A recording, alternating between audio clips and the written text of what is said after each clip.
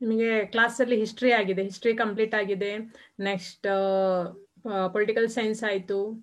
Next business ಅನ್ನು cover ಮಾಡಿದ್ದಾಳೆ ಮಯೂರಿ. ಆಮೇಲೆ ಸೋಷಿಯಾಲಜಿ ಆಗಿದೆ, ಜಿಯೋಗ್ರಫಿ ಆಗಿದೆ. ಎಲ್ಲವೂ ಸಹ ಆಲ್ಮೋಸ್ಟ್ ಎಲ್ಲವೂ ಸಹ ಪಾರ್ಟ್ ಬಿ ಯದ್ದು ಕಂಪ್ಲೀಟ್ ಆಗಿದೆ. ಇನ್ ಪೆಂಡಿಂಗ್ ಇರುವಂತದ್ದು ಎಕನಾಮಿಕ್ಸ್ ನ 2 ಪಾಠಗಳು ಮಾತ್ರ, ಅಂದ್ರೆ ಅರ್ಥಶಾಸ್ತ್ರದ 2 ಪಾಠಗಳು ಮಾತ್ರ. ಸೊ ಅದನ್ನ ನಾನು ಮಾಡ್ತೇನೆ. ಲಾಸ್ಟ್ ಕ್ಲಾಸ್ ಅಲ್ಲಿ ಜಾಗತಿಕ ಸಂಸ್ಥೆಗಳ ಬಗ್ಗೆ ಪಾಠ ಕಂಪ್ಲೀಟ್ ಮಾಡಿದ್ದೇನೆ. ಸೊ ಅದ್ರ ಬಗ್ಗೆ ಡೌಟ್ ಇದ್ರೆ ಕೇಳಿ.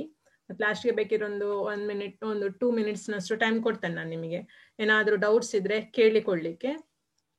ಮತ್ತೆ ನೋಟ್ಸ್ ಬರೀರಿ, ನೋಟ್ಸ್ ಬರೆದು ನಂಗೆ ಸೆಂಡ್ ಮಾಡಿ. ನಿನ್ನೆ 2 ಬಂದಿದೆ ಅಷ್ಟೇ ನೋಟ್ಸ್. ಸೊ ಮತ್ತೆ ಯಾರದ್ದು ನೋಟ್ಸ್, ಕೆಲವರದ್ದಂತೂ ಇಷ್ಟರ ತನಕ ನೋಟ್ಸೇ ಬರಲೇ ಇಲ್ಲ, ಅಡ್ರೆಸ್ಸೇ ಇಲ್ಲ ಅವರದ್ದು. ಹಾಗೆ ಮಾಡಬೇಡಿ, 1 ಮಂತ್ ಇರೋದು ಸೊ ಎಕ್ಸಾಮಿಗೆ ನಿಮಗೆ. ಸೊ ಇವತ್ತು ನಾನು ಕ್ಲಾಸ್ ಮಾಡ್ಲಿಕ್ಕೆ ಇರುವಂತದ್ದು ಯಾವುದು ಅಂತ ಹೇಳಿದ್ರೆ ಅರ್ಥಶಾಸ್ತ್ರದ 3ನೇ ಪಾಠ, ಪಾರ್ಟ್ 2 ಅಲ್ಲಿ ಹಣ ಮತ್ತು ಸಾಲ. ಸ್ಕ್ರೀನ್ ಶೇರ್ ಮಾಡ್ತೇನೆ, ಹೆಡ್ಡಿಂಗ್ ಬರ್ಕೊಳ್ಳಿ, ಹಣ ಮತ್ತು ಸಾಲ.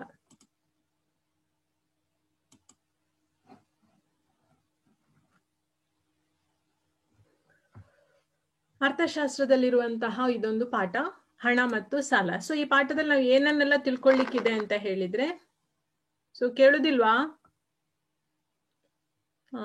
ಶಿವರಾಜ್? ಕೇಳ್ತದಾ? ಕೇಳಿಸ್ತದೆ madam. Okay okay Salim, okay thank you. Okay, ಈ ಪಾಠದಲ್ಲಿ ನಾವು ತಿಳ್ಕೊಳ್ಳಿಕ್ಕಿರುವಂತ ಅಂಶಗಳು ಯಾವುದೆಲ್ಲ ಅಂತ ಹೇಳಿದ್ರೆ, ಹಣದ ಅರ್ಥದ ಬಗ್ಗೆ ನೋಡ್ಲಿಕ್ಕೆ ಉಂಟು, ಹಣ ಯಾವ ರೀತಿಯಲ್ಲಿ ಉಗಮ ಆಯಿತು, ಹಣದ ಕಾರ್ಯಗಳೇನು, ಅಂದ್ರೆ ಹಣದ ವಿಕಾಸ ಮತ್ತು ಹಣದ ಕಾರ್ಯವನ್ನು ಈ ಪಾಠದಲ್ಲಿ ನೋಡ್ಲಿಕ್ಕೆ ಉಂಟು. ಅದಾದ್ಮೇಲೆ ಬ್ಯಾಂಕುಗಳ ಮಹತ್ವವನ್ನು ನೋಡ್ಲಿಕ್ಕೆ ಉಂಟು. ಸೊ ನೆಕ್ಸ್ಟ್ ನಾವು ನೋಡ್ಲಿಕ್ಕಿರುವಂತದ್ದು ಬ್ಯಾಂಕ್ ಅಲ್ಲಿ ಕೇಂದ್ರ ಬ್ಯಾಂಕ್, ಭಾರತದ ಕೇಂದ್ರ ಬ್ಯಾಂಕ್ ಅಂತ ಕರೆಸಿಕೊಂಡಂತಹ ಭಾರತೀಯ ರಿಸರ್ವ್ ಬ್ಯಾಂಕ್ ನ ಕಾರ್ಯಗಳನ್ನ. ಸೊ ಅದ್ರಲ್ಲಿ ನಿಮಗೆ ರೆಗ್ಯುಲರ್ ಕ್ಲಾಸ್ ಅಲ್ಲಿ ಕೆಲವು ಇದರಲ್ಲಿ ಟಾಪಿಕ್ ತೆಗೆದಿದ್ದಾರೆ, ನಿಮಗೆ ಹತ್ರ ಇರ್ಬೋದು. ಆದ್ರೆ NTS ಗೆ ಸಂಬಂಧಿಸಿದಂತೆ ನೀವೆಲ್ಲವನ್ನು ಸಹ ಓದಿಕೊಳ್ಬೇಕಾಗ್ತದೆ. ಸೊ ನಾನು ಕೇಳಿದಾಗ ಎಲ್ಲವನ್ನ ಓದಿಕೊಳ್ಳೋದು ಒಳ್ಳೇದು ಅಂತ ಹೇಳಿದ್ದಾರೆ. ಸೊ ಆದ್ರಿಂದ ಸೊ ನಿಮಗೆ ರೆಗ್ಯುಲರ್ ಕ್ಲಾಸಿಗೆ ಅಂದ್ರೆ ನಿಮ್ಮ 10th ಕ್ಲಾಸಿಗೆ ಏನುಂಟು, ಸೊ ಅದರಲ್ಲಿ ಕೆಲವುದನ್ನ ಕಟ್ ಮಾಡಿದ್ದಾರೆ ಈ ಸಲಕ್ಕೆ. ಆದ್ರೆ ನೀವು NTS ಗೆ ಸಂಬಂಧಿಸಿ ಎಲ್ಲವನ್ನು ಸಹ ಓದಿಕೊಳ್ಳೋದು ಉತ್ತಮ, ಅಂದ್ರೆ ಕೇಳುವ ಚಾನ್ಸಸ್ ತುಂಬಾ ಇರ್ತದೆ. ಸೊ ಅದಕ್ಕೋಸ್ಕರ ನೆಕ್ಸ್ಟ್ ಹಣದ ಪೂರೈಕೆ ಮತ್ತು ಅದರ ಮಾಪನ. ಸೊ ಭಾರತೀಯ ರಿಸರ್ವ್ ಬ್ಯಾಂಕ್ ಅಳವಡಿಸಿಕೊಂಡಿರುವಂತಹ ಕೆಲವೊಂದು ನಿಯಂತ್ರಣ ಕ್ರಮಗಳು ಯಾವುದು ಅಂತ ಹೇಳಿ ನೋಡ್ಲಿಕ್ಕೆ ಈ ಪಾಠದಲ್ಲಿ ಇರುವಂತದ್ದು. ಸೊ ಫಸ್ಟ್ ಗೆ ನಾವು ಕ್ಲಾಸ್ ಅಲ್ಲಿ ಈ ಪಾಠದಲ್ಲಿ ಏನನ್ನ ತಿಳ್ಕೊಳ್ಳಿಕ್ಕೆ ಇರುವಂತದ್ದು ಅಂತ ಹೇಳಿದ್ರೆ, ಹಣ ಅಂದ್ರೆ ಏನು, ಅದರ ಮೀನಿಂಗ್ ಏನು ಅನ್ನುವಂಥದ್ದನ್ನ ಫಸ್ಟ್ ಗೆ ನೋಡ್ಲಿಕ್ಕಿರುವಂತದ್ದು. ಹಣದ ಅರ್ಥ ಮತ್ತು ಮಹತ್ವವನ್ನು ಈ ಪಾಠದಲ್ಲಿ ನೋಡ್ಲಿಕ್ಕಿರುವಂತದ್ದು. ಎಂತಾಯ್ತು ರಾಜ್? ಅನ್ಮ್ಯೂಟ್ ಆಗಿದೆ. ಏನಿಲ್ಲ ಮೇಡಮ್. ಓಕೆ. ಎಂತ ನಿದ್ದೆ ಮಾಡ್ತಿದ್ಯಾ? ಆಗಾಗ ಅನ್ಮ್ಯೂಟ್ ಮಾಡ್ತೀಯಾ? ಇಲ್ಲ ಮೇಡಮ್. Okay okay. ಅರ್ಥ, ಹಣದ ಬಗ್ಗೆ ಅರ್ಥವನ್ನ ರಾಬರ್ಟ್ಸನ್ ರವರು ಈ ಹಣದ ಅರ್ಥವನ್ನ ಯಾವ ರೀತಿಯಲ್ಲಿ ಎಕ್ಸ್ಪ್ಲೇನ್ ಮಾಡಿದ್ದಾರೆ ಅಂತ ಹೇಳಿದ್ರೆ, ಸರಕುಗಳಿಗೆ ಅಂದ್ರೆ ನಮಗೆ ಗೊತ್ತುಂಟು ಮನಿ ಅಂದ್ರೆ ವಾಟ್ ಈಸ್ ಮನಿ ಅಂತ ಹೇಳಿದ್ರೆ, ಸೊ ಅದರ ಯೂಸಸ್ ಏನು, ಅದೇ ಅದರ ಮೀನಿಂಗ್ ಆಗಿರ್ತದೆ. ಹಣವನ್ನು ನಾವು ಯಾವುದಕ್ಕೋಸ್ಕರ ಯೂಸ್ ಮಾಡ್ತೇವೆ ಅಂತೇಳಿ. ಸೊ ಹಣ ಅನ್ನುವಂಥದ್ದು ನಮಗೆ ಯಾಕೆ ಬೇಕು, ನಮ್ಮ ಕೆಲವೊಂದು ದೈನಂದಿನ ಆಶೆ ಅಭಿಲಾಷೆಗಳನ್ನ ನಮಗೆ ಪಡ್ಕೊಳ್ಳಿಕ್ಕೋಸ್ಕರ ನಾವು ಹಣವನ್ನ ಮಾಧ್ಯಮವಾಗಿ ಬಳಸ್ತೇವೆ ಅಂತೇಳಿ. ಹಣ ಅಂತ ಹೇಳಿದ್ರೆ ಏನು ಅಂತ ಹೇಳಿದ್ರೆ, ಸರಕುಗಳಿಗೆ ಸಂದಾಯ ಮಾಡುವಲ್ಲಿ ಅಥವಾ ಇತರೆ ವಾಣಿಜ್ಯಿಕ ಸಾಲಗಳನ್ನು ತೀರಿಸುವಲ್ಲಿ ವ್ಯಾಪಕವಾಗಿ ಸ್ವೀಕರಿಸಲ್ಪಟ್ಟ ಯಾವುದೇ ವಸ್ತು ಹಣ ಆಗಿರ್ತದೆ ಅಂತ ಹೇಳಿ ಅದು ಯಾರು ಹೇಳಿದ್ದಾರೆ ಅಂತ ಹೇಳಿದ್ರೆ ರಾಬರ್ಟ್ಸನ್ ರವರು ಹೇಳಿದ್ದಾರೆ. ಅದನ್ನ ಬರ್ಕೊಳ್ಳಿ. ರಾಬರ್ಟ್ಸನ್ ರವರ ಪ್ರಕಾರ ಹಣ ಅಂದ್ರೆ ಏನು ಅಂತ ಹೇಳಿದ್ರೆ, ಸರಕುಗಳಿಗಾಗಿ ಸಂದಾಯ ಮಾಡುವಲ್ಲಿ ಅಥವಾ ಇತರೆ ವಾಣಿಜ್ಯಿಕ ಸಾಲಗಳನ್ನು ತೀರಿಸುವಲ್ಲಿ ವ್ಯಾಪಕವಾಗಿ ಸ್ವೀಕರಿಸಲ್ಪಟ್ಟ ಯಾವುದೇ ವಸ್ತು ಹಣವಾಗಿದೆ. ಯಾವುದೇ ವಸ್ತು ಹಣವಾಗಿದೆ ಅಂದ್ರೆ ನಾವು ಈಗ ಫಾರ್ ಎಕ್ಸಾಂಪಲ್ ನೀವು 8th ಅಲ್ಲಿ ವಾಣಿಜ್ಯದ ವಿಕಾಸದ ಹಂತಗಳನ್ನ ಕಲ್ತಿದ್ದೀವಿ. ಸೊ ಅಲ್ಲಿ ಹಣ ಅನ್ನುವಂಥದ್ದು ಯಾವ ರೀತಿಯಲ್ಲಿ, ಅಲ್ಲಿ ನಾವು ಏನ್ ಕಲ್ತೇವೆ ಅಂತ ಹೇಳಿದ್ರೆ, ವ್ಯಾಪಾರ ಅನ್ನುವಂಥದ್ದು ಯಾವ ರೀತಿಯಲ್ಲಿ ಸ್ಟೆಪ್ ಬೈ ಸ್ಟೆಪ್ ಡೆವಲಪ್ಮೆಂಟ್ ಆಗ್ತಾ ಹೋಯ್ತು ಅಂತೇಳಿ. ಆ ವ್ಯಾಪಾರ ಅನ್ನುವಂಥದ್ದು ಸ್ಟೆಪ್ ಬೈ ಸ್ಟೆಪ್ ಡೆವಲಪ್ಮೆಂಟ್ ಆಗೋದ್ರ ಜೊತೆಯಲ್ಲಿ ಹಣವೂ ಸಹ ಒಂದು ಮಾಧ್ಯಮದ ರೀತಿಯಲ್ಲಿ ಅದೇ ರೀತಿಯಲ್ಲಿ ಚೇಂಜಸ್ ಆಗಿದೆ. ಹೌದಾ? ಸೊ ನಾವು ಅದರಲ್ಲಿ ನೋಡಿದ್ದೇವೆ ಕಾಗದದ ಹಣ ಬಂದಿರುವಂತದ್ದು, ಆ ರೀತಿಯಲ್ಲಿ ಅಂದ್ರೆ ಪ್ಲಾಸ್ಟಿಕ್ ಹಣ ಬಂದಂತದ್ದು. ಸೊ ಅದನ್ನೆಲ್ಲ ಒನ್ಸ್ ನೋಡಿದ್ವಿ. ಅದೇ ಅಂಶಗಳನ್ನ ನಾವು ಈ ಪಾಠದಲ್ಲಿ ಫಸ್ಟ್ ಗೆ ನೋಡ್ಲಿಕ್ಕೆ ಇರುವಂತದ್ದು. ಹಣ ಅನ್ನುವಂಥದ್ದು ಯಾವ ರೀತಿಯಲ್ಲಿ ಡೆವಲಪ್ಮೆಂಟ್ ಆಯ್ತು, ವಿಕಾಸ ಯಾವ ರೀತಿಯಲ್ಲಿ ಹೊಂದಿತು ಅಂತ ಹೇಳಿ ಈ ಪಾಠದಲ್ಲಿ ನೋಡ್ಲಿಕ್ಕಿರುವಂತಹ ಅಂಶ ಆಗಿರುವಂತದ್ದು. ಹಣ ಅನ್ನುವಂಥದ್ದು ಒಂದು ಮಹತ್ವವಾದಂತಹ ಒಂದು ಆವಿಷ್ಕಾರ ಆಗಿದೆ. ಹಣ ಅನ್ನುವಂಥದ್ದು ಸೊ ಅದರ ಇಂಪಾರ್ಟೆನ್ಸ್ ಅಲ್ಲಿ ಹೇಳ್ತಾ ಹೋಗುದಿದ್ರೆ ಪಾಯಿಂಟ್ಸ್ ಅಲ್ಲಿ ಅದು ಕೇಳುದಿಲ್ಲ ಹಾಗೆ. ಸೊ ಹಣದ ಮಹತ್ವ ಅಂತ ಹೇಳಿ ಕಡಿಮೆ ಕೇಳುವಂಥದ್ದು ಚಾನ್ಸಸ್ ಇಲ್ಲ. ಸೊ ಹಣ ಅನ್ನುವಂಥದ್ದು ಒಂದು ಮಹತ್ವವಾದಂತಹ ಒಂದು ಆವಿಷ್ಕಾರ ಆಗಿದೆ. ಸೊ ಅಕಸ್ಮಾತ್ ಅದಿಲ್ಲ ಅಂತ ಹೇಳಿದ್ರೆ ಏನಾಗ್ತಿತ್ತು ಅಂತ ಹೇಳಿ. ಸೊ ಅದು ನಮ್ಮ ದೈನಂದಿನ ವ್ಯವಹಾರ ನಡೆಸುವುದನ್ನು ಸುಗಮಗೊಳಿಸ್ತದೆ. ಅಂದ್ರೆ ನಾವು ದೈನಂದಿನವಾಗಿ ಏನೇ ವ್ಯವಹಾರ ಮಾಡುತ್ತಿದ್ರೆ ಯಾವುದರ ಮೂಲಕ ಮಾಡ್ತೇವೆ ಅಂತ ಹೇಳಿದ್ರೆ ಹಣದ ಮೂಲಕವೇ ಮಾಡ್ತೇವೆ, ಹೌದಾ? ಸೊ ಹಣ ಇಲ್ಲ ಅಂತ ಹೇಳಿದ್ರೆ ಆ ಒಂದು ದೈನಂದಿನ ವ್ಯವಹಾರಗಳು ನಮ್ಮಲ್ಲಿ ಕಂಪ್ಲೀಟ್ ಆಗಿ ಸ್ಟಾಪ್ ಆಗಿ ಬಿಡ್ತದೆ ಅಂತ ಹೇಳಿ ಹೇಳ್ಬೋದು. ಸೊ ಆದ್ರಿಂದ ದೈನಂದಿನ ವ್ಯವಹಾರಗಳನ್ನು ನಡೆಸಲಿಕ್ಕೆ ಅದು ಈಸಿ ಮಾಡಿಕೊಡುವಂತಹ ಒಂದು ಮಾಧ್ಯಮವೇ ಯಾವುದು ಅಂತ ಹೇಳಿದ್ರೆ ಅದು ಹಣ ಆಗಿರ್ತದೆ. ನೆಕ್ಸ್ಟ್ ಸರಕು ಸೇವೆಗಳ ಮೌಲ್ಯ ನಿರ್ಣಯವನ್ನ ಮಾಡ್ತದೆ ಹಣ. ಸೊ ಇದೆಲ್ಲ ಇಂಪಾರ್ಟೆನ್ಸ್ ಹಣದ್ದು. ಸೊ ಒಂದು ಮಹತ್ವವಾದಂತಹ ಆವಿಷ್ಕಾರ ಅಂತ ಹೇಳಿ ಬರಿಬಹುದು. ಸೊ ನೆಕ್ಸ್ಟ್ ನೀವೇನ್ ಬರಿಬಹುದು ಅಂತ ಹೇಳಿದ್ರೆ ನಮ್ಮ ದೈನಂದಿನ ವ್ಯವಹಾರ ನಡೆಸುವುದನ್ನ ಸುಗಮಗೊಳಿಸುವುದು. ನಮ್ಮ ದೈನಂದಿನ ವ್ಯವಹಾರ ನಡೆಸುವುದನ್ನು ಸುಗಮಗೊಳಿಸುವುದು, ಆ ಪಾಯಿಂಟ್ ಅನ್ನ ಬರಿಬಹುದು. ನೆಕ್ಸ್ಟ್ ಪಾಯಿಂಟ್ ಸರಕು ಸೇವೆಗಳ ಮೌಲ್ಯ ನಿರ್ಣಯ. ಅಂದ್ರೆ ಯಾವುದೇ ಒಂದು ಸರಕಾಗಿರ್ಬೋದು ಅಥವಾ ಸೇವೆ ಆಗಿರ್ಬೋದು, ಆ ಸರಕು ಅಥವಾ ಸೇವೆಗಳಿಗೆ ಪ್ರೈಸ್ ಅನ್ನು ಅಥವಾ ಅದರ ವ್ಯಾಲ್ಯೂವನ್ನ ಡಿಸೈಡ್ ಮಾಡುವಂತದ್ದು ಯಾವುದು ಅಂತ ಹೇಳಿದ್ರೆ ಅದು ಹಣ ಆಗಿರ್ತದೆ. ಯಾವುದೇ ಒಂದು ಸರಕಿನ ವ್ಯಾಲ್ಯೂವನ್ನ ಡಿಸೈಡ್ ಮಾಡುವಂಥದ್ದು, ಮೌಲ್ಯವನ್ನ ನಿರ್ಣಯ ಮಾಡುವಂಥದ್ದು ಹಣ ಆಗಿರ್ತದೆ. ಸೊ ನೀವು ಥರ್ಡ್ ಪಾಯಿಂಟ್ ಅದನ್ನ ಬರಿಬಹುದು, ಸರಕು ಸೇವೆಗಳ ಮೌಲ್ಯ ನಿರ್ಣಯ ಅಂತೇಳಿ. ನೆಕ್ಸ್ಟ್ ಮೌಲ್ಯ ಅಥವಾ ಸಂಪತ್ತಿನ ಸಂಗ್ರಹಗಳಿಗೆ ಅನುಕೂಲತೆ ಒದಗಿಸುತ್ತದೆ. ಆಯ್ತಾ? ಮೌಲ್ಯ ಅಥವಾ ಸಂಪತ್ತಿನ ಸಂಗ್ರಹಗಳಿಗೆ ಅನುಕೂಲತೆ ಅಂದ್ರೆ ಯಾವ ಒಂದು ವ್ಯಕ್ತಿಯಲ್ಲಿ ಇರ್ತದೆ ಆ ರೀತಿ ಒಂದು ಸಂಪತ್ತನ್ನ ಸಂಗ್ರಹ ಮಾಡ್ಬೇಕು ಅಂತೇಳಿ. ಸೊ ಅದಕ್ಕೆ ಅನುಕೂಲವನ್ನ ಯಾವ್ದು ಮಾಡಿಕೊಡ್ತದೆ ಅಂತ ಹೇಳಿದ್ರೆ ಹಣ ಮಾಡಿಕೊಡ್ತದೆ. ಯಾವುದೇ ರೀತಿಯಲ್ಲಿ ಅವನು ಭೂಮಿಯ ರೀತಿಯಲ್ಲಿ ಆಸ್ತಿಯ ಸಂಪತ್ತನ್ನ ಸಂಗ್ರಹಿಸಿಡ್ಬೋದು, ಅಥವಾ ಒಡವೆಗಳ ರೂಪದಲ್ಲಿ ಇರ್ಬೋದು, ಅಥವಾ ಯಾವುದೋ ಒಂದು ಸರಕುಗಳ ಮೂಲಕ ಸಂಪತ್ತನ್ನ ಸಂಗ್ರಹಿಸುವಂತದ್ದು ಇರ್ಬೋದು. ಸೊ ಅದಕ್ಕೆಲ್ಲದಕ್ಕೂ ಸಹ ಅನುಕೂಲ ಮಾಡಿಕೊಡುವಂತಹದ್ದು ಯಾವುದು ಅಂತ ಹೇಳಿದ್ರೆ ಅದು ಹಣ ಆಗಿರ್ತದೆ. ಸೊ ನೀವು ಈ 4 ಪಾಯಿಂಟ್ ಅನ್ನ ಹಣದ ಮಹತ್ವಕ್ಕೆ ಪಾಯಿಂಟ್ ಆಗಿ ಬರ್ಕೊಳ್ಳಿಕ್ಕೆ ಅವಕಾಶ ಉಂಟು ನಿಮಗೆ.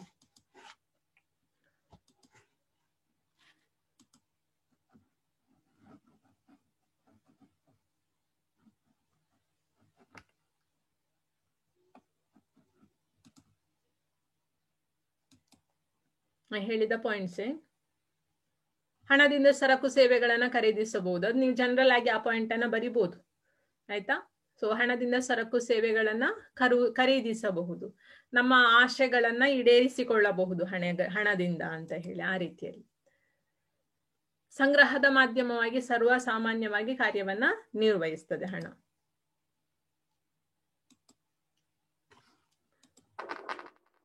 ಸೊ ಇದಿಷ್ಟು ಹಣದ ಅರ್ಥ ಮತ್ತು ಹಣದ ಮಹತ್ವದ ಬಗ್ಗೆ ನೀವು ಜನರಲ್ ಆಗಿ ಬರೆಯುವಂತಹ ವಿಷಯ ಅದು.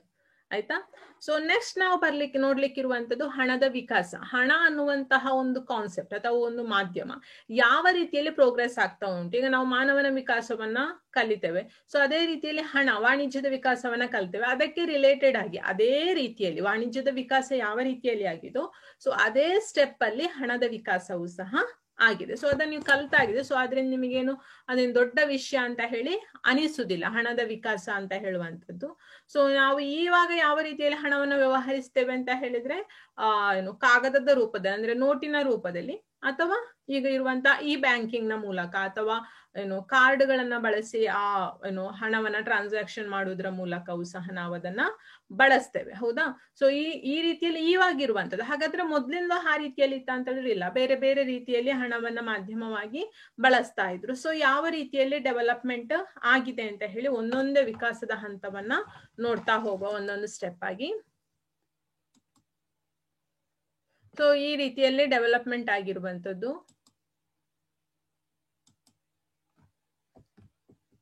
ನೋಡಿ ಇಲ್ಲಿ ನಾನು ಚಿತ್ರದಲ್ಲಿ ತೋರಿಸಿದ್ದೇನೆ. ಸೊ ಯಾವ ರೀತಿ ಅಂತ ಹೇಳಿ ಸ್ಟೆಪ್ ಬೈ ಸ್ಟೆಪ್. ಸೊ ಫಸ್ಟ್ಗೆ ಸೊ ಅಲ್ಲಿ ದನದ ಚಿತ್ರ ಅಂತ ಹೇಳಿದ್ರೆ ಸೊ ಅಂದ್ರೆ ನಾವು ಫಸ್ಟ್ ಕಲ್ತಿದ್ದೇವೆ ವಾಣಿಜ್ಯ ವಿಕಾಸ ವಸ್ತು ವಿನಿಮಯ ಪದ್ಧತಿ ಅಂತ ಹೇಳಿ ಕಲ್ತಿದ್ದೆವು. ಸೊ ಆ ರೀತಿಯಲ್ಲಿ. ಸೊ ಅದಾದ್ಮೇಲೆ ಗೋಲ್ಡ್ ಬಂತು, ಲೋಹ, ಮೆಟಲ್ ಆಯ್ತಾ. ಸೊ ನೆಕ್ಸ್ಟ್ ಪೇಪರ್ ಬಂತು. ಪೇಪರ್ ಆದ್ಮೇಲೆ ಪ್ಲಾಸ್ಟಿಕ್ ಕಾರ್ಡ್ಸ್ಗಳು, ಡೆಬಿಟ್ ಕಾರ್ಡ್ ಅದೆಲ್ಲವೂ ಸಹ ಬಂತು. ಸೊ ಆ ರೀತಿಯಲ್ಲಿ ಒಂದೊಂದೇ ಸ್ಟೆಪ್ ಅಲ್ಲಿ ಯಾವ ರೀತಿಯಲ್ಲಿ ಡೆವಲಪ್ಮೆಂಟ್ ಆಯಿತು ಅನ್ನೋದಕ್ಕೆ ಈ ಒಂದು ಚಿತ್ರವನ್ನ ನಾನು ತೋರಿಸಿರುವಂತದ್ದು. ಸಾಟಿ ವಿನಿಮಯ ಪದ್ಧತಿ ಫಸ್ಟ್ ಒನ್, ಸಾಟಿ ವಿನಿಮಯ ಪದ್ಧತಿ ಅಥವಾ ಅದಕ್ಕೆ ವಸ್ತು ವಿನಿಮಯ ಪದ್ಧತಿ ಅಂತ ಸಹ ಹೇಳ್ತಾರೆ. ಸೊ ನೀವು ಎರಡನ್ನೂ ಬರ್ಕೊಳ್ಳಿ, ಸಾಟಿ ವಿನಿಮಯ ಪದ್ಧತಿ ಅಥವಾ ವಸ್ತು ವಿನಿಮಯ ಪದ್ಧತಿ. ಸೊ ಹೆಸರೇ ಹೇಳುವಾಗೆ ಯಾವುದೇ ಒಂದು ಸರಕಿಗೆ ಅದರ ಬದಲಾಗಿ ಇನ್ನೊಂದು ಸರಕನ್ನ ಕೊಡುವಂಥದ್ದು.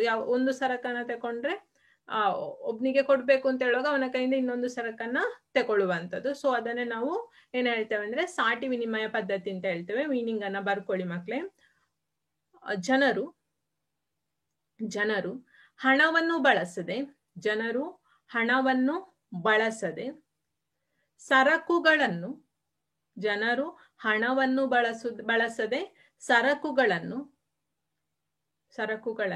ಸರಕುಗಳಿಗೆ ವಿನಿಮಯ ಮಾಡಿಕೊಳ್ಳುವುದನ್ನು, ಜನರು ಹಣವನ್ನು ಬಳಸದೆ ಸರಕುಗಳನ್ನು ಸರಕುಗಳಿಗೆ ವಿನಿಮಯ ಮಾಡಿಕೊಳ್ಳುವುದನ್ನು ಸಾಟಿ ವಿನಿಮಯ ಎಂದು ಕರೆಯುವರು ಅಥವಾ ಸಾಟಿ ವಿನಿಮಯ ಪದ್ಧತಿ ಎನ್ನುವರು.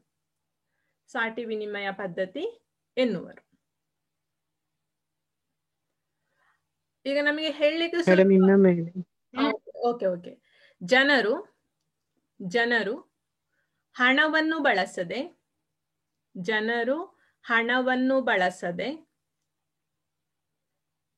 ಸರಕುಗಳನ್ನು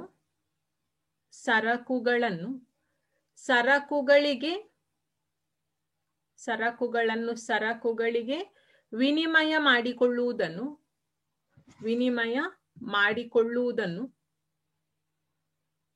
ಸಾಟಿ ವಿನಿಮಯ ಪದ್ಧತಿ ಎನ್ನುವರು. ಸಾಟಿ ವಿನಿಮಯ ಪದ್ಧತಿ ಎನ್ನುವರು. ಓಕೆ. ಅಂದ್ರೆ ನಮಗೆ ಈಗ ಹೀಗೆ ನೋಡುವಾಗ ನಮಗೆ ಏನಾಗ್ತದೆ, ಹಣ ಇಲ್ಲ, ವಸ್ತುಗಳಿಗೆ ವಸ್ತುಗಳನ್ನ ಕೊಡೋದು ಅಂತ ಹೇಳಿ ತುಂಬಾ ಸಿಂಪಲ್ ಆಗಿ ಅನಿಸ್ತದೆ. ಬಟ್ ಈ ಕಾನ್ಸೆಪ್ಟ್ ಏನುಂಟು ಅಂತಂದ್ರೆ ತುಂಬಾ ಕಷ್ಟಕರವಾದಂತಹ ಒಂದು ಕಾನ್ಸೆಪ್ಟ್ ಆಗಿರ್ತದೆ. ಅಂದ್ರೆ ತುಂಬಾ ಸಮಸ್ಯೆಗಳನ್ನ ತಂದು ಕೊಡುವಂತಹ ಕಾನ್ಸೆಪ್ಟ್. ನಿಮಗೇನಿದು ಹೊಸ್ತಲ್ಲ. ಸೊ 8th ಅಲ್ಲಿ ಬಂದಿತ್ತು ವಸ್ತು ವಿನಿಮಯ ಪದ್ಧತಿಯ ಸಮಸ್ಯೆಗಳೇನು ಅಂತೇಳಿ. ಅಲ್ಲಿ ಏನಾಗ್ತದೆ ಅಂತ ಹೇಳಿದ್ರೆ ವ್ಯಾಲ್ಯೂವನ್ನ ಡಿಸೈಡ್ ಮಾಡುವಂಥದ್ದು ತುಂಬಾ ಕಷ್ಟ ಆಗ್ತದೆ. ಸೊ ಹೇಗೆ ವ್ಯಾಲ್ಯೂವನ್ನ ಡಿಸೈಡ್ ಮಾಡುದು ಅಂತ ಹೇಳಿದ್ರೆ, ಈಗ ಫಾರ್ ಎಕ್ಸಾಂಪಲ್ ಆಗಿ ಸೊ ಅಲ್ಲಿ ಕೊಟ್ಟಿದೆ. ಸೊ ನಿಮಗೆ ಹಸುವನ್ನ ಮಾರ್ಬೇಕು, ಆಯ್ತಾ, ನಿಮ್ಮಲ್ಲಿರುವಂತಹ ಹಸುವನ್ನ ಮಾರ್ಬೇಕು.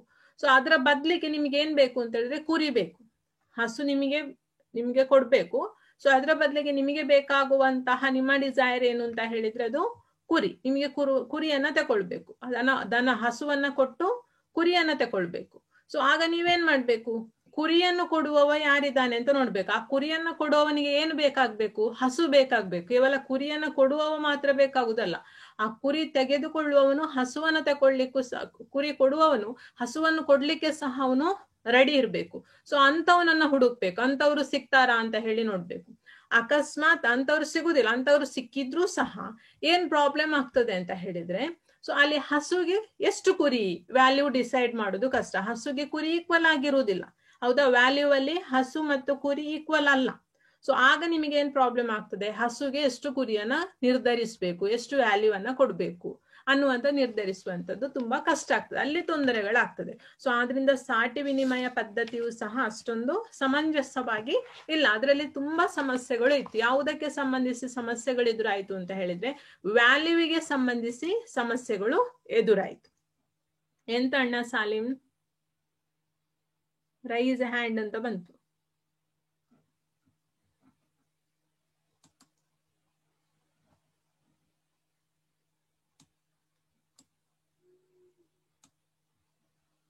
ಇಲ್ಲ. ಓಕೆ. ಇದು ಸಮಸ್ಯೆಗಳು ಬಂದಿರುವಂತದ್ದು ಸಾಟಿ ವಿನಿಮಯ ಪದ್ಧತಿಯಿಂದ. ಅದರಲ್ಲಿ ಹಲವಾರು ಅನಾನುಕೂಲತೆ. ಒಂದು, ನೀವು ಕೊಡುವಂತದ್ದನ್ನು ಇನ್ನೊಬ್ಬ ತಕೊಳ್ಳಿಕ್ಕೆ ರೆಡಿ ಇರ್ಬೇಕು. ಮತ್ತೆ ನಿಮಗೆ ಏನು ಆಸೆ ಉಂಟು ತಕೊಳ್ಳಿಕ್ಕೆ, ಅದನ್ನು ಅವನು ಕೊಡ್ಲಿಕ್ಕೆ ರೆಡಿ ಇರ್ಬೇಕು. ಸೊ ಅಂತವನನ್ನು ಹುಡುಕುವುದೊಂದು ಸಮಸ್ಯೆ. ಮತ್ತೊಂದು ವ್ಯಾಲ್ಯೂ ಅನ್ನು ಡಿಸೈಡ್ ಮಾಡುವಂತದ್ದು ಸಮಸ್ಯೆ. ಸೊ ಅದರಿಂದ ಸಾಟಿ ವಿನಿಮಯ ಪದ್ಧತಿಯಲ್ಲೂ ಅನೇಕ ಅನಾನುಕೂಲತೆಗಳು ಒದಗಿ ಬಂತು. ಸೊ ಆದ್ರಿಂದ ಜನರು ಏನ್ ಮಾಡಿದ್ರು, ಬೇರೆ ರೀತಿಯಲ್ಲಿ ಯೋಚನೆ ಮಾಡ್ಲಿಕ್ಕೆ ಸ್ಟಾರ್ಟ್ ಮಾಡಿದ್ರು. ಸೊ ಈ ವಸ್ತು ವಿನಿಮಯ ಪದ್ಧತಿ ಅಥವಾ ಸಾಟಿ ವಿನಿಮಯ ಪದ್ಧತಿ ಎನ್ನುವಂಥದ್ದು ಸರಿ ಇಲ್ಲ. ಸೊ ನಾವು ಅದರಲ್ಲಿ ಏನಾದ್ರೂ ಆಲ್ಟರ್ನೇಟಿವ್ ಅನ್ನ ಹುಡುಕಿಕೊಳ್ಬೇಕು ಅಂತ ಹೇಳಿ ಯೋಚನೆ ಮಾಡ್ತಾರೆ. ಸೊ ಆದ್ರಿಂದ ನೆಕ್ಸ್ಟ್ ಬಂದಂತಹ ಒಂದು ಪದ್ಧತಿಯೇ ಯಾವುದು ಅಂತ ಹೇಳಿದ್ರೆ ಸೊ ಇದಕ್ಕೆ ಸಂಬಂಧಿಸಿದಂತೆ ವಸ್ತು ರೂಪದ ಹಣ. ಸೆಕೆಂಡ್ ಒನ್, ಎರಡನೇ ಹಂತ ವಸ್ತು ರೂಪದ ಹಣ. ಸೊ ಅಂದ್ರೆ ಇಲ್ಲಿ ಏನ್ ಮಾಡುದು ಅಂತ ಹೇಳಿದ್ರೆ, ಒಂದು ನಿರ್ದಿಷ್ಟ ಪಡಿಸಿದಂತಹ ಗಾತ್ರ ಮತ್ತು ತೂಕದ ವಸ್ತುವೊಂದನ್ನು ಹಣವೆಂದು ಅಂಗೀಕರಿಸಿ ಜನರು ಆ ಪ್ರಮಾಣಿತ ವಸ್ತುವಿನ ಮೂಲಕ ಇತರ ಪ್ರತಿಯೊಂದರ ಮೌಲ್ಯವನ್ನ ಅಳಿತಾ ಇದ್ರು.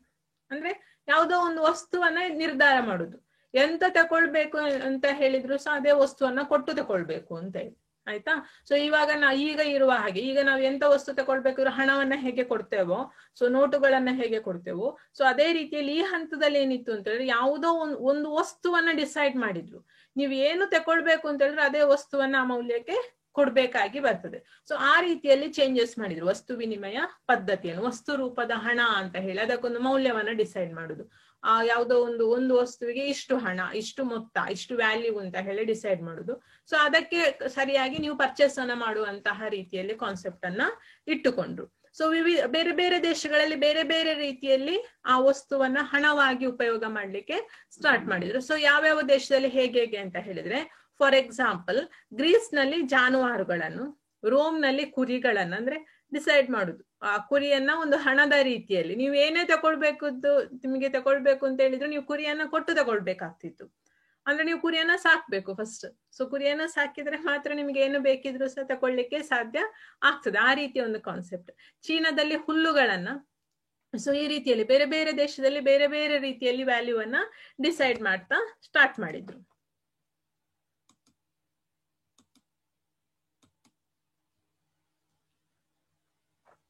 ಸೊ ಇದರಲ್ಲಿ ಸಹ ಏನಾಯ್ತು ಅಂತ ಹೇಳಿದ್ರೆ, ವಸ್ತು ರೂಪದ ಹಣವು ಸಹ ಸಾಟಿ ವಿನಿಮಯ ಪದ್ಧತಿಯ ರೀತಿಯ ಸಮಸ್ಯೆಯನ್ನೇ ತಂದುಕೊಟ್ಟಿತ್ತು. ಅಂದ್ರೆ ನಿಮಗೆ ಪ್ರತಿಯೊಂದಕ್ಕೂ ನಿಮಗೆ ಕುರಿಯನ್ನ ಅಥವಾ ಹುಲ್ಲನ್ನ ಇದ್ ಮಾಡ್ಲಿಕ್ಕೆ ಆಗುದಿಲ್ಲ, ಅಂದ್ರೆ ವ್ಯಾಲ್ಯೂ ಡಿಫ್ರೆನ್ಸ್ ಇರ್ತದೆ, ಹೌದಾ. ಸೊ ಆದ್ರಿಂದ ಅಲ್ಲಿ ಸಹ ಸಮಸ್ಯೆಗಳು ಬಂತು. ವಸ್ತು ರೂಪದ ಹಣದಲ್ಲಿ ಸಹ ಅನೇಕ ಸಮಸ್ಯೆಗಳು ಬಂತು. ಆಗ ಜನರು ಬೇರೆ ರೀತಿಯಲ್ಲಿ ಯಾವುದೋ ಒಂದು ಮಾರ್ಗವನ್ನ ಕಂಡುಹುಡುಕ್ಲಿಕ್ಕೆ ಪ್ರಾರಂಭ ಮಾಡಿದ್ರು. ಸೊ ಅದೇ ನೆಕ್ಸ್ಟ್ ಬಂದಂತದ್ದು ಯಾವುದು ಅಂತ ಹೇಳಿದ್ರೆ, ಮೂರನೇ ಹಂತ ಲೋಹದ ಹಣ. ಮೂರನೆಯ ಹಂತ ಲೋಹದ ಹಣ. ಥರ್ಡ್ ಪಾಯಿಂಟ್ ಬರೀರಿ, ಲೋಹದ ಹಣ, ಥರ್ಡ್ ಪಾಯಿಂಟ್. ಸೊ ನಂತರದಲ್ಲಿ ಕ್ರಮೇಣವಾಗಿ ಬೆಲೆ ಬಾಳುವ ಲೋಹಗಳಾದಂತಹ ಚಿನ್ನ, ಬೆಳ್ಳಿ, ತಾಮ್ರ, ಕಂಚನ್ನು ಹಣ ಎಂದು ಬಳಸುವ ಒಂದು ಆ ರೀತಿಯ ಒಂದು ಲೈಫ್ ಸ್ಟೈಲ್ ಜನರಲ್ಲಿ ಸ್ಟಾರ್ಟ್ ಆಯ್ತು. ಅಂದ್ರೆ ಇವಾಗ ನಾವೀಗ ರಾಜರುಗಳ ಕಾಲಗಳಲ್ಲೆಲ್ಲ ಓದಿದ್ದೇವೆ, ಹೌದಾ. ಸೊ ಯಾವ ರೀತಿಯಲ್ಲಿ ಅವರು ಬಳಸ್ತಾ ಇದ್ರು ಚಿನ್ನದ ನಾಣ್ಯ, ಬೆಳ್ಳಿ ನಾಣ್ಯ, ತಾಮ್ರದ ನಾಣ್ಯಗಳು, ಕಂಚಿನ ನಾಣ್ಯಗಳು ಅಂತ ಹೇಳಿ. ಸೊ ಆ ರೀತಿಯಲ್ಲಿ ಲೋಹಗಳನ್ನ ಒಂದು ಹಣದ ರೂಪದಲ್ಲಿ ಮಾಡ್ಲಿಕ್ಕೆ ಪ್ರಾರಂಭಿಸಿದ್ರು. ಇದು ಪ್ರಮಾಣಿತ ತೂಕವಿರುವ ಮತ್ತು ವಿಶೇಷವಾಗಿ ಚಿನ್ನ ಅಥವಾ ಬೆಳ್ಳಿಯಿಂದ ತಯಾರಿಸಿದ ಬಿಲ್ಲೆಗಳನ್ನು ಟಂಗಿಸಿ ಹಣವಾಗಿ ಸಾಮಾನ್ಯವಾಗಿ ಬಳಸಲಾಗ್ತಾ ಇತ್ತು. ಸೊ ಆದ್ರೆ ಇದು ಸ್ವಲ್ಪ ಮಟ್ಟಿನ ಸಮಸ್ಯೆಯನ್ನ ಕಡಿಮೆ ಮಾಡಿತು ಅಂತ ಹೇಳಿ ಹೇಳ್ಬೋದು. ಅಂದ್ರೆ ಯಾವುದು ಸಾಟಿ ವಿನಿಮಯ ಪದ್ಧತಿ ಮತ್ತು ವಸ್ತು ರೂಪದ ಹಣದಲ್ಲಿ ಇದ್ದಂತಹ ಸಮಸ್ಯೆಗಳು ಈ ಲೋಹದ ಹಣಕ್ಕಾಗುವಾಗ ಸ್ವಲ್ಪ ಕಡಿಮೆ ಆಯ್ತು. ಅಂದ್ರೆ ಈಗ ಚಿನ್ನ, ಬೆಳ್ಳಿ, ತಾಮ್ರ ಅಂತ ಹೇಳಿದ್ರೆ ಚಿನ್ನಕ್ಕೆ ವ್ಯಾಲ್ಯೂ ಹೆಚ್ಚಿರ್ತದೆ, ಹೌದಾ. ಬೆಳ್ಳಿಗೆ ಸ್ವಲ್ಪ ಕಡಿಮೆ, ತಾಮ್ರಕ್ಕೆ ಸ್ವಲ್ಪ ಕಡಿಮೆ. ಸೊ ಅದು ಬೇರೆ ಬೇರೆ ರಾಜರ ಕಾಲದಲ್ಲಿ ಬೇರೆ ಬೇರೆ ರೀತಿಯಲ್ಲಿ ಚಲಾವಣೆಗಳಾಯ್ತು. ಸೊ ಕೆಲವು ರಾಜರುಗಳು ಅದರಲ್ಲಿ ಅವರ ಮುದ್ರೆಗಳನ್ನ ಟಂಕಿಸಿದ್ರು. ಸೊ ಅದನ್ನೆಲ್ಲವನ್ನು ನಾವು ಹಿಸ್ಟ್ರಿಯಲ್ಲಿ ಓದಿ ಆಗಿದೆ. ಸೊ ಆ ರೀತಿಯಲ್ಲಿ ಅವು ವಿವಿಧ ಮುಖಬೆಲೆಗಳು ಉಳ್ಳದಾದ್ರಿಂದ ವಿಭಜನೆ ಸರಳವಾಗಿತ್ತು. ಆದ್ರೆ ಅಲ್ಲಿ ಏನು ಪ್ರಾಬ್ಲಮ್ ಆಯ್ತು ಅಂತ ಹೇಳಿದ್ರೆ, ಅವುಗಳ ಸಾಗಾಟ ಮತ್ತು ಸಂದಾಯ ಕೂಡ ಅನುಕೂಲಕರವಾಗಿತ್ತು. ಅಂದ್ರೆ ಪ್ರಾಬ್ಲಮ್ ಅಲ್ಲ, ಅದು ಬೆನಿಫಿಟ್ ಆಗಿತ್ತು ಅಂತ ಹೇಳ್ಬೋದು, ಆಯ್ತಾ. ಸೊ ಬೇರೆದಕ್ಕಿಂತ ಈಗ ವಸ್ತು ರೂಪದ ಹಣದಲ್ಲಿ ಕುರಿಯನ್ನು ಕೊಡುದು ಅಂತ ಹೇಳಿದ್ರೆ ಸಾಗಾಟ ಕಷ್ಟ ಅಲ್ವಾ. ಸೊ ಆದ್ರೆ ಇಲ್ಲಿ ಏನಾಯ್ತು ಅಂತ ಹೇಳಿದ್ರೆ ಸಾಗಾಟ ಸ್ವಲ್ಪ ಅನುಕೂಲಕರವಾಗಿ ಚೇಂಜಸ್ ಆಯ್ತು. ಇದು ಲೋಹದ ಹಣದಲ್ಲಿ ಅಷ್ಟೊಂದು ಪ್ರಾಬ್ಲಮ್ ಆಗ್ಲಿಲ್ಲ ಇಲ್ಲಿ, ಆಯ್ತಾ. ಸೊ ಇಲ್ಲಿ ಪ್ರಾಬ್ಲಮ್ಸ್ಗಳು ತುಂಬಾ ಕಡಿಮೆ ಆಯ್ತು, ಹೌದಾ. ಅಂದ್ರೆ ವ್ಯಾಲ್ಯೂ ಅನ್ನ ಡಿಸೈಡ್ ಮಾಡಿದ್ರು, ಯಾವ್ದ್ಯಾವ್ದಕ್ಕೆ ಯಾವ ರೀತಿಯ ವ್ಯಾಲ್ಯೂ ಅಂತ ಹೇಳಿ ಡಿಸೈಡ್ ಮಾಡಿದ ಕಾರಣ ದೊಡ್ಡ ಮಟ್ಟದ ಒಂದು ಸಮಸ್ಯೆ, ವ್ಯಾಲ್ಯೂನ ಒಂದು ಅಂದಾಜಿಗಿದ್ದಂತಹ ಸಮಸ್ಯೆ ತುಂಬಾ ಕಡಿಮೆ ಆಯ್ತು ಅಂತ ಹೇಳಿ ಹೇಳ್ಬೋದು. ಯಾವುದ್ರಲ್ಲಿ? ಲೋಹದ ಹಣದಲ್ಲಿ. ಸೊ ಬೇರೆ ಬೇರೆ ರೀತಿಯಲ್ಲಿ ಹಣವನ್ನ ಯಾವ ರೀತಿಯಲ್ಲಿ ಇತ್ತು? ಸೊ ಈಗಿರುವಾಗೆ ಎಲ್ಲವೂ ಸಹ ಕಾಯಿನ್ ರೀತಿಯಲ್ಲಿ ಇರ್ಲಿಲ್ಲ, ಬೇರೆ ಬೇರೆ ಶೇಪ್ಗಳಲ್ಲಿ ಇತ್ತು. ಬೇರೆ ಬೇರೆ ರಾಜರುಗಳ ಕಾಲದ ನಾಣ್ಯವನ್ನು ಅವರು ಬೇರೆ ಬೇರೆ ರೀತಿಯಲ್ಲೇ ಟಂಕಿಸ್ತಾ ಇದ್ರು.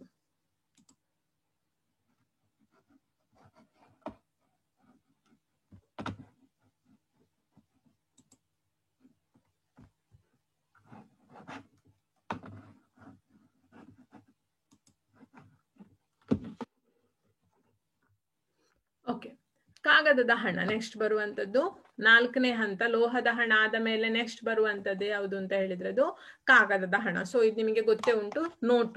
ಬಹಳ ಸುಲಭವಾಗಿ ನಾವು ಹೇಳ್ಬೋದು ನೋಟ್. ಸೊ ಯಾಕೆ ಇದು, ಈಗ ನಾನು ಹೇಳಿದೆ ಲೋಹದ ಹಣದಲ್ಲಿ ತುಂಬಾ ಪ್ರಾಬ್ಲಮ್ಸ್ಗಳು ಕಡಿಮೆ ಆಗಿತ್ತು ಅಂತ ಹೇಳಿ, ಮತ್ತೆ ಯಾಕೆ ಕಾಗದದ ಹಣ ಬಂತು ಅಂತ ಹೇಳಿದ್ರೆ, ಲೋಹದ ಹಣವನ್ನು ಒಂದು ಸ್ಥಳದಿಂದ ಮತ್ತೊಂದು ಸ್ಥಳಕ್ಕೆ ಸಾಗಿಸುವಲ್ಲಿ ಅಷ್ಟೊಂದು ಸೇಫ್ಟಿ ಇರ್ಲಿಲ್ಲ, ಆಯ್ತಾ. ಸೊ ಅಂದ್ರೆ ಲೋಹದ ಹಣ ಒಂದು 100,000 ಬೇಕು ಅಂತ ಹೇಳಿದ್ರೆ 1000 ಮುದ್ರೆಗಳನ್ನು ಅವ್ರು ಹಿಡ್ಕೊಂಡು ಹೋಗ್ಬೇಕಿತ್ತು. ಸೊ ಸಾಗಾಟ ಮಾಡುವಂತಹ ಸಂದರ್ಭದಲ್ಲಿ ಕಳ್ಳತನ ಆಗಿ ಬಿಡ್ತಾ ಇತ್ತು. ಸೊ ಆದ್ರಿಂದ ಅಷ್ಟೊಂದು ಸೇಫ್ಟಿ ಇರ್ಲಿಲ್ಲ, ಯಾಕಂದ್ರೆ ದೊಡ್ಡ ಗಂಟಾಗ್ತಾ ಇತ್ತು, ಹೌದಾ. ಸೊ ಆದ್ರಿಂದ ಅದಷ್ಟು ಸೇಫ್ಟಿ ಆಗಿರ್ಲಿಲ್ಲ, ಸುರಕ್ಷಿತವಾಗಿರ್ಲಿಲ್ಲ. ಸೊ ಆದ್ರಿಂದ ಅದು ಯಾರಿಗೆ ಪ್ರಾಬ್ಲಮ್ ಆಯ್ತು ಅಂತ ಹೇಳಿದ್ರೆ, ದೊಡ್ಡ ದೊಡ್ಡ ಬಿಸ್ನೆಸ್ ಮ್ಯಾನ್ಗಳಿಗೆ ಲೋಹದ ಹಣ ಪ್ರಾಬ್ಲಮ್ ಆಗ್ತಾ ಬಂತು. ಅಂದ್ರೆ ಅವರು ದೊಡ್ಡ ದೊಡ್ಡ ವ್ಯಾಪಾರವನ್ನ ಮಾಡುವಂತ ಸಂದರ್ಭದಲ್ಲಿ ದೊಡ್ಡ ಮೊತ್ತದ ಒಂದು ಹಣವನ್ನ ತಕೊಂಡು ಹೋಗ್ಬೇಕಿತ್ತು. ಸೊ ಅಂತ ಸಂದರ್ಭದಲ್ಲಿ ಅವರಿಗೆ ಅಷ್ಟೊಂದು ಸೇಫ್ಟಿ ಇರ್ಲಿಲ್ಲ. ಸೊ ಅವರಿಗೆ ಅದು ಸಮಸ್ಯೆ ಆಗಿ ಬಂತು. ಸೊ ಆಗ ಅವರು ಚೇಂಜಸ್ ಮಾಡಿದ್ರು. ಸೊ ಇದನ್ನು ಚೇಂಜಸ್ ಮಾಡಿದವರೇ, ಲೋಹದ ಹಣದಿಂದ ಕಾಗದದ ಹಣಕ್ಕೆ ಚೇಂಜಸ್ ಮಾಡಿದವರೇ ಯಾರು ಅಂತ ಹೇಳಿದ್ರೆ ಅದು ವ್ಯಾಪಾರಸ್ಥರು ಅಥವಾ ಲೇವಾದೇವಿದಾರರು. ಸೊ ಅವ್ರು ಏನ್ ಮಾಡಿದ್ರು ಅಂತ ಹೇಳಿದ್ರೆ, ವ್ಯಾಪಾರಸ್ಥರು ಪರಿಚಿತ ಲೇವಾದೇವಿದಾರರು ನೀಡುತ್ತಿದ್ದ ಲಿಖಿತ ದಾಖಲೆಗಳನ್ನು ಅವರ ಆಜ್ಞಾಪಿತ ಹಣದ ಪ್ರಮಾಣಕ್ಕೆ ಸಾಕ್ಷಿಯಾಗಿ ತಮ್ಮ ಜೊತೆ ಕೊಂಡೊಯ್ಯಲು ಪ್ರಾರಂಭಿಸಿದ್ರು. ಅಂದ್ರೆ ಈಗಲೂ ಸಹ ಎಲ್ಲಿ ಒಂದು ಲೋನ್ ತಗೊಂಡ್ರೆ ಏನ್ ಬರ್ದು ಕೊಡ್ತಾರೆ ಒಂದು ಕಾಗದದಲ್ಲಿ. ಸೊ ಅದೇ ರೀತಿಯಲ್ಲಿ ಲಿಖಿತ ದಾಖಲೆಗಳನ್ನು ಅವರ ಆಜ್ಞಾಪಿತ ಹಣದ ಪ್ರಮಾಣಕ್ಕೆ ಸಾಕ್ಷಿಯಾಗಿ ತಮ್ಮ ಜೊತೆಯಲ್ಲಿ ಅವರು ತಕೊಂಡೋಗ್ಲಿಕ್ಕೆ ಪ್ರಾರಂಭಿಸಿದ್ರು. ಈ ಲಿಖಿತ ದಾಖಲೆಗಳು ನೈಜ ಹಣ ಆಗಿರ್ಲಿಲ್ಲ, ಅಂದ್ರೆ ಅದು ಹಣ ಅಲ್ಲ, ಅದು ಜಸ್ಟ್ ರೆಕಾರ್ಡ್. ಲೇವಾದೇವಿದಾರ ವ್ಯಾಪಾರಸ್ಥನಿಗೆ ಎಷ್ಟು ಹಣ ಕೊಟ್ಟಿದ್ದಾನೆ ಅಂತ ಹೇಳಿ ಒಂದು ರೆಕಾರ್ಡ್ ಅಷ್ಟೇ, ದಾಖಲೆ ಆಗಿತ್ತಷ್ಟೇ ಹೊರತು ಅದು ಹಣ ಆಗಿ ಇರ್ಲಿಲ್ಲ. ಆದ್ರೆ ಅವುಗಳು ಹಣಕ್ಕೆ ವಿನಿಮಯವಾಗುತ್ತಿದ್ದರಿಂದ ಅವು ಸಾಂಕೇತಿಕ ಹಣವಾಗಿ ಬಳಕೆ ಆಗ್ತಾ ಇತ್ತು. ಅದು ಹಣ ಆಗಿರ್ಲಿಲ್ಲ, ಆದ್ರೆ ಅದನ್ನು ಯಾತಕ್ಕೋಸ್ಕರ, ಹಣದ ವಿನಿಮಯಕ್ಕೋಸ್ಕರ ಅದನ್ನ ಮಾಡಿದ್ರಿಂದ ಸೊ ಅದನ್ನ ಸಾಂಕೇತಿಕ ಹಣವಾಗಿ ಬಳಕೆ ಮಾಡ್ತಾ ಇದ್ರು.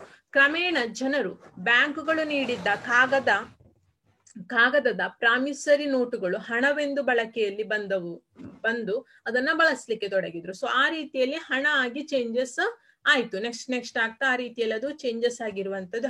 ಹೇಗೆ ಅಂತ ಹೇಳಿದ್ರೆ, ಕ್ರಮೇಣವಾಗಿ ಜನರು ಏನ್ ಮಾಡಿದ್ರು ಅಂತ ಹೇಳಿದ್ರೆ, ಬ್ಯಾಂಕುಗಳು ನೀಡಿದ ಕಾಗದದ ಪ್ರಾಮಿಸರಿ ನೋಟುಗಳು, ಅಂದ್ರೆ ಬ್ಯಾಂಕ್ ಅಲ್ಲಿ ಕೊಡ್ತಾರಲ್ಲ, ಸೊ ಆ ರೀತಿಯ ಒಂದು ನೋಟುಗಳು ಹಣವೆಂದು ಬಳಕೆಯಲ್ಲಿ ಬಂದು ಅದನ್ನ ಜನರು ಬಳಸಲಿಕ್ಕೆ ಪ್ರಾರಂಭಿಸಿದ್ರು.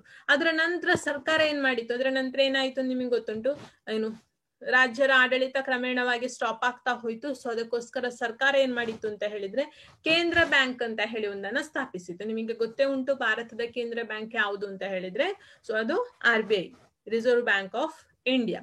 ಸೊ ಅದಕ್ಕೆ ನೋಟ್ ಅಂದ್ರೆ ಎಲ್ಲ ಬ್ಯಾಂಕ್ಗಳಿಗೆ ನೋಟನ್ನ ಮುದ್ರಣ ಕೊಟ್ರೆ ಅದೇನಾಗ್ತದೆ ಅಂತ ಹೇಳಿದ್ರೆ ಅದು ಕಂಟ್ರೋಲಿಂಗ್ ಅಷ್ಟು ಸುಲಭ ಆಗುದಿಲ್ಲ. ಸೊ ಅದಕ್ಕೋಸ್ಕರ ಒಂದು ದೇಶಕ್ಕೆ ಒಂದು ಕೇಂದ್ರ ಬ್ಯಾಂಕ್ ಅಂತ ಹೇಳಿ ಸ್ಥಾಪನೆ ಮಾಡಿ ಆ ಕೇಂದ್ರ ಬ್ಯಾಂಕ್ಗೆ ಜವಾಬ್ದಾರಿಯನ್ನು ಕೊಟ್ಟಿತ್ತು. ಏನು, ಹಣವನ್ನ ಮುದ್ರಿಸುವಂತಹ ಒಂದು ನೋಟನ್ನ ಮುದ್ರಿಸುವಂತಹ ಜವಾಬ್ದಾರಿಯನ್ನ ಅಥವಾ ಅಧಿಕಾರವನ್ನ ಆ ಕೇಂದ್ರ ಬ್ಯಾಂಕ್ಗೆ ಕೊಡಲಾಯಿತು ಸರ್ಕಾರ.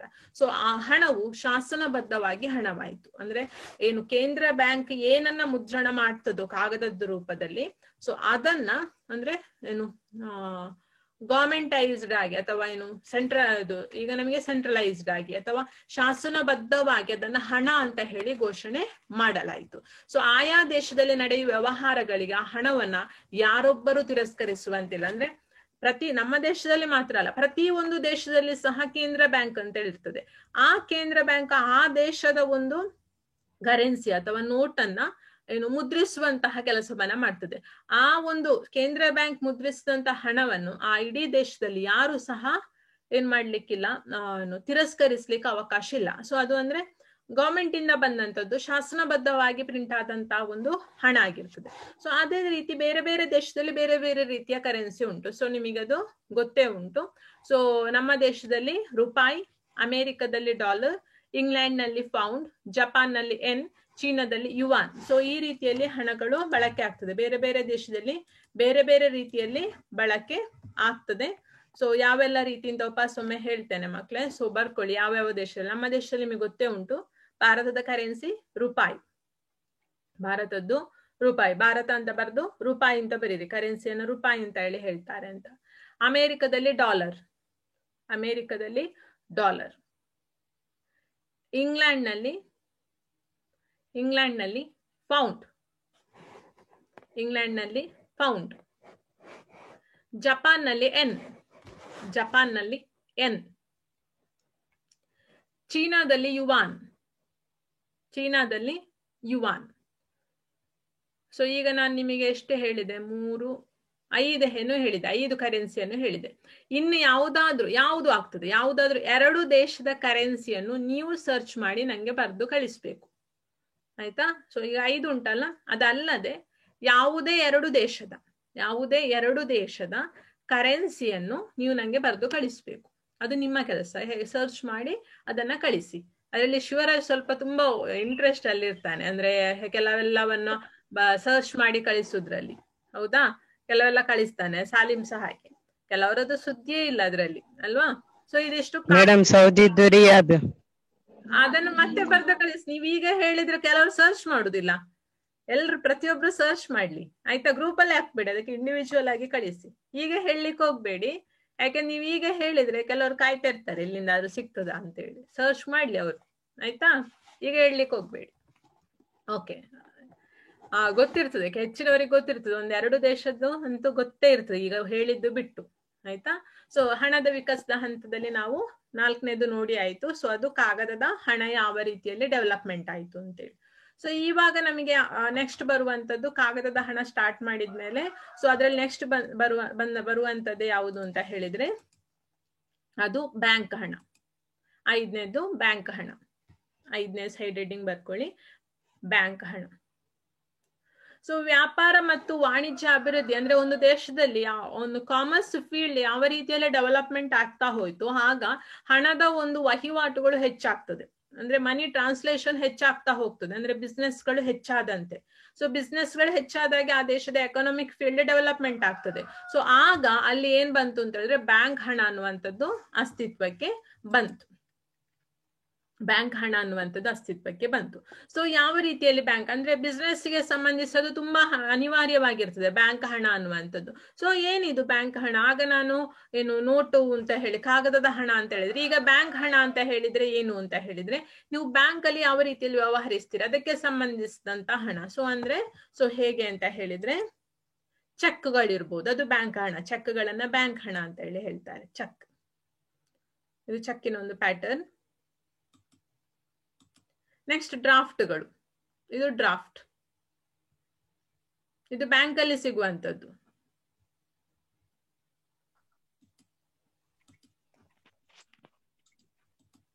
ನೆಕ್ಸ್ಟ್ ಠೇವಣಿ ರಶೀದಿ. ಇದು ಠೇವಣಿ ರಶೀದಿ. ಸೊ ಮುಂತಾದವೆಲ್ಲ ಎಲ್ಲಿ ಬಳಕೆ ಆಗ್ತದೆ ಅಂತ ಹೇಳಿದ್ರೆ ಬ್ಯಾಂಕಿನಲ್ಲಿ ಬಳಕೆ ಆಗ್ತದೆ. ಇವುಗಳನ್ನು ಬಳಸಿ ನಾವೇನ್ ಮಾಡ್ತೇವೆ, ಇವುಗಳನ್ನ ಚೆಕ್, ಡ್ರಾಫ್ಟ್, ಠೇವಣಿ ರಶೀದಿ ಇವುಗಳನ್ನ ಬಳಸಿ ಏನ್ ಮಾಡ್ತೇವೆ, ಬ್ಯಾಂಕಲ್ಲಿ ಹಣ ಮಾಡ್ತೇವೆ. ನೀವು ಸೀದಾ ಹೋಗಿ ಬ್ಯಾಂಕ್ನವ್ರ ಹತ್ರ ನಂಗೆ ಹಣ ಕೊಡಿ ಅಂತ ಹೇಳಿದ್ರೆ ಅವರು ಹಣ ಕೊಡುದಿಲ್ಲ, ಹೌದಾ? ಸೊ ಅವರು ಏನ್ ಮಾಡ್ತಾರೆ, ಒಂದು ಚೆಕ್ ಕೇಳ್ತಾರೆ ಅಥವಾ ಡ್ರಾಫ್ಟ್, ಠೇವಣಿ ನೀವು ಏನೋ ಒಂದು ಬರೆದು ಕೊಡ್ಬೇಕಲ್ಲಿ ಸ್ಲಿಪ್ಗಳನ್ನ, ಹೌದಾ? ಸೊ ಹಾಗಿದ್ರೆ ಮಾತ್ರ ನಿಮಗೆ ಹಣ ಸಿಗ್ತದೆ, ಇಲ್ಲಾಂದ್ರೆ ಹಣ ಸಿಗುದಿಲ್ಲ. ಇದಕ್ಕೆ ಏನ್ ಹೇಳ್ತಾರೆ ಅಂದ್ರೆ ಬ್ಯಾಂಕ್ ಹಣ ಅಂತ ಹೇಳಿ ಹೇಳುವಂತದ್ದು. ಸೊ ಇದಿಷ್ಟು ಬ್ಯಾಂಕ್ಗಳಿಗೆ ಸಂಬಂಧ. ಅಂದ್ರೆ ಇವುಗಳ ಮೂಲಕ ನೀವು ಹಣದಲ್ಲಿ ವ್ಯವಹಾರವನ್ನ ಮಾಡ್ಲಿಕ್ಕೆ ಸಾಧ್ಯ ಆಗುವಂಥದ್ದು. ಆ ಹಣವನ್ನ ನೀವು ತಗೊಳ್ಬಹುದು ಅಥವಾ ಹಾಕ್ಬಹುದು, ಅಥವಾ ನಿಮ್ಮ ಅಕೌಂಟ್ ಇಂದ ಇನ್ನೊಂದು ಬ್ಯಾಂಕಿಗೆ ಟ್ರಾನ್ಸ್ಫರ್, ವರ್ಗಾವಣೆಯನ್ನು ಮಾಡ್ಲಿಕ್ಕೂ ಸಹ ಆಗ್ತದೆ ಇವುಗಳ ಮೂಲಕ. ನೆಕ್ಸ್ಟ್ ಬರುವಂತದ್ದು ಯಾವುದು ಅಂತ ಹೇಳಿದ್ರೆ ಲಾಸ್ಟ್ ಒನ್, ಈಗ ಚಾಲ್ತಿಯಲ್ಲಿ ಇರುವಂತದ್ದು ಯಾವುದು? ಪ್ಲಾಸ್ಟಿಕ್ ಹಣ. ಲಾಸ್ಟ್ 8 ಮಿನಿಟ್ಸ್ ಇರುದು ಮಕ್ಳೇ. ಸೊ ಕ್ಲಾಸ್ ಎಂಡ್ ಆಗ್ಬೋದು.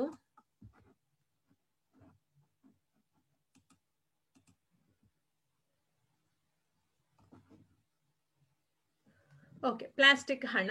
ಸೊ ಪ್ಲಾಸ್ಟಿಕ್ ಹಣ ಅಂದ್ರೆ ನಿಮಗೆ ಗೊತ್ತೇ ಉಂಟು. ಇವಾಗ ನಾವು ಅಂದ್ರೆ ಹೆಚ್ಚಿನ ಕಡೆಗಳಲ್ಲಿ ಏನ್ ಮಾಡ್ತಾರೆ ಅಂತ ಹೇಳಿದ್ರೆ ನೋಟುಗಳನ್ನು ಬಳಸಿ ಹಣದ ವ್ಯವಹಾರವನ್ನು ಅವರು ಮಾಡುದಿಲ್ಲ. ಸೊ ಅದರ ಬದಲಾಗಿ ಹೇಗೆ ಮಾಡ್ತಾರೆ ಅಂತ ಹೇಳಿದ್ರೆ ಪ್ಲಾಸ್ಟಿಕ್ ಹಣಗಳ ಮೂಲಕ ಮಾಡ್ತಾರೆ.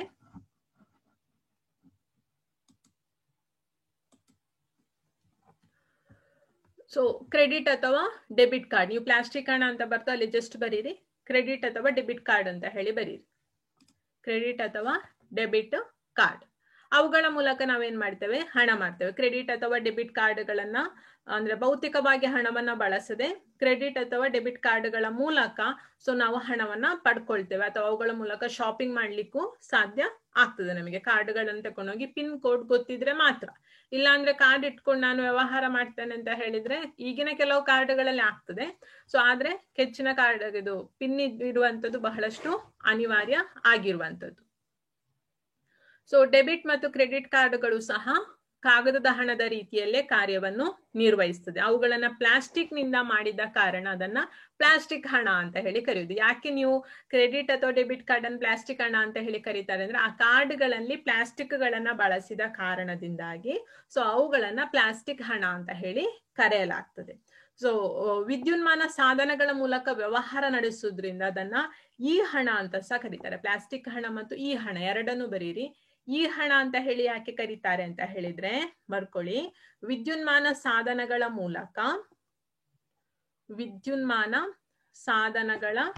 ಮೂಲಕ ವ್ಯವಹಾರ ನಡೆಸುವುದರಿಂದ ಅದನ್ನು ಈ ಹಣ ಎಂದು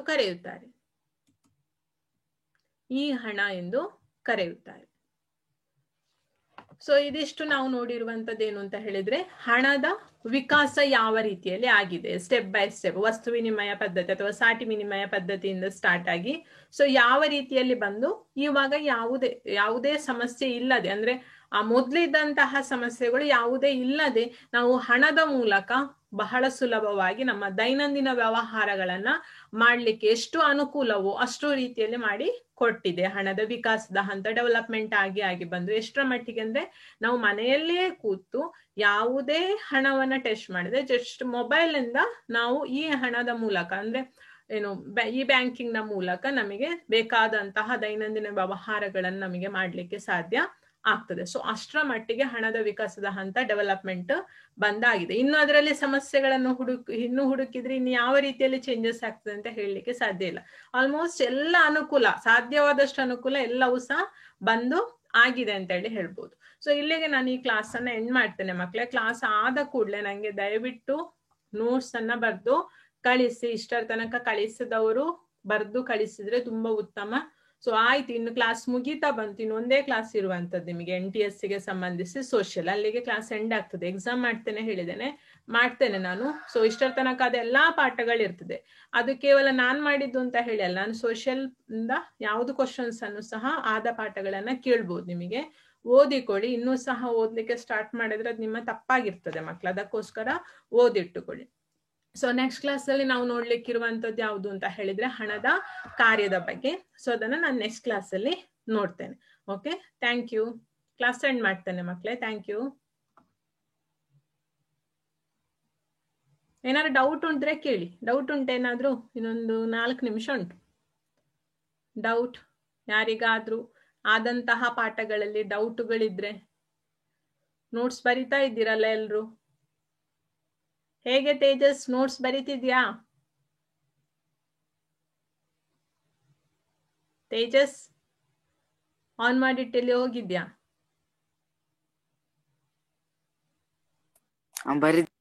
ಬರೀತಿದ್ಯಾ? ಬರೀತಿದ್ದೀನಿ ಮೇಡಮ್. ಹಾ ಸರಿ ಸರಿ. ಹಾ ಇವತ್ತು ನೆಟ್ವರ್ಕ್ ಸಿಕ್ಕಿದ್ದ ಅಂತಲ್ಲ? ನೆಟ್ವರ್ಕ್ ಸಿಗುದಿಲ್ವ ಮನೆಗೆ ಕರೆಕ್ಟ್ ಆಗಿ? ಒಮ್ಮೊಮ್ಮೆ ಸಿಗ್ತದೆ. ಹಾ ಸರಿ ಸರಿ ಆಯ್ತು. ಸೊ ನೋಟ್ಸ್ ಬರ್ದದ್ದನ್ನ ಕಳಿಸಿ ಮಕ್ಳೇ ನಂಗೆ, ಓದಿ. ಸೊ ಓದಿ ನಿಮಗೊಂದು ಈ ಸಲ ಚಾನ್ಸಸ್ ಉಂಟು. ಅಂದ್ರೆ ಹೆಚ್ಚಿನ ಕಡೆಯಲ್ಲಿ ಕರೆಕ್ಟ್ ಆಗಿ ಕೋಚಿಂಗ್ ಆಗದೆ ಇದ್ದ ಕಾರಣ ಸೊ ನಿಮಗೆ ಒಂದು ದೊಡ್ಡ ಅಪರ್ಚುನಿಟಿ ಇರುವಂತದ್ದು. ಸೊ ಓದಿ. ಸೊ ನಂಗೆ ನೋಟ್ಸ್ ಅನ್ನ ಕಳಿಸಿ, ಬರ್ದು ನೋಟ್ಸ್ ಅನ್ನ ಕಳಿಸಿ. Okay, thank you.